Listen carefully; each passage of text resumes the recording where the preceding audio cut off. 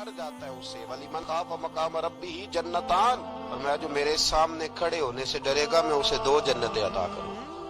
حضرت بابا فرید الدین مسعود گنج شکر بابا صاحب رحمت اللہ علیہ فرماتے ہیں کہ ایک نیک نوجوان تھا، دن کو روزہ رکھتا، رات کو نماز پڑھتا، پر اللہ سے ڈرتا پھر بھی بہت ہی زیادہ تھا، بڑا ہی ڈرتا تھا۔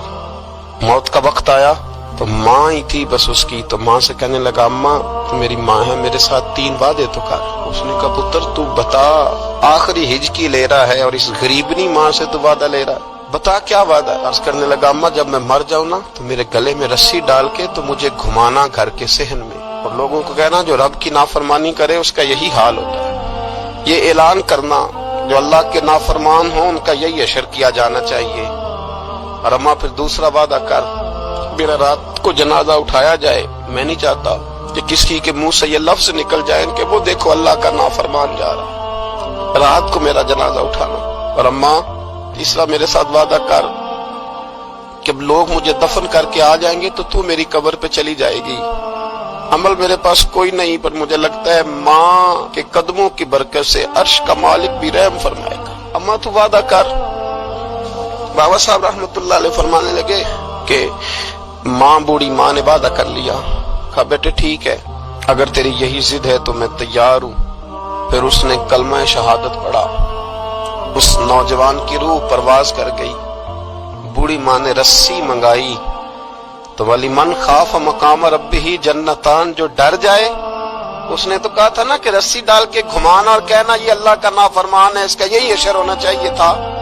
لیکن جب ماں گلے میں رسی ڈالنے لگی تو گھر کے ہر کونے سے آواز آنے لگی خبردار یہ رب کا دوست ہے، اللہ کے دوستوں کے ساتھ اس طرح کا معاملہ نہ کیا جائے، اسے چھوڑ دیا جائے۔ اور کہا تمہیں کچھ بھی اور کرنے کی ضرورت نہیں ہے، یہ تو رب کا دوست ہے اور رب کی بارگاہ میں حاضر ہو گیا۔ کوئی بندہ کہے گا کہ یہ تو ایک بابا فرید کا سنایا ہوا واقعہ، سنیے بخاری میں حدیث ہے، نبی پاک صلی اللہ علیہ وسلم نے فرمایا، حضرت ابو ہریرہ رضی اللہ تعالیٰ عنہ راوی ہیں، حضور فرماتے ایک شخص مرنے لگا تو اپنے بچوں سے کہنے لگا کہ میں جب مر جاؤں تو مجھے جلا دینا، اور پھر میرے جلے ہوئے وجود کو پیس دینا، پھر مجھے ہوا میں اڑا دینا۔ پتر مجھے اڑا دینا، مجھے بڑا ڈر لگتا ہے، اگر رب نے مجھ سے حساب پوچھا تو میں قابل نہیں ہوں، اڑا دینا مجھے ہواؤں میں، اگر اس نے مجھ سے حساب لیا تو بڑا سخت حساب لے گا۔ حضور فرماتے ہیں بخاری میں موجود ہے، اس کے بچوں نے اسی طرح کیا، اس کے مرنے کے بعد اسے جلایا، ہوا میں اڑا دیا۔ اللہ کے محبوب فرماتے ہیں رب کریم نے حکم دیا زمین کو کہ اس کے ذرات کو جمع کرو، زمین نے ذرے جمع کیے، خدا نے حکم دیا تو اس کا وجود پھر سے اسی شکل میں آیا۔ تو رب کریم نے فرمایا یہ جو تو نے وصیت کی تو کیوں کی؟ اللہ جانتا ہے کہ نہیں جانتا؟ یہ کی تو کیوں کی؟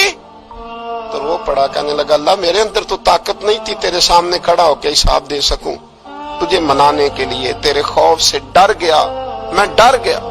اگرچہ ہمارے بزرگوں نے لکھا ہے کہ آج یہ وصیت کرنا، اس رنگ میں یہ طرز اختیار کرنا درست نہیں، لیکن آپ غور فرمائیے کہ نبی پاک علیہ السلام فرماتے ہیں جب اس نے کہا نا اللہ تجھ سے ڈر کے یہ کیا، تو رب کریم نے فرمایا جا پھر میں نے تیری مغفرت کر دی۔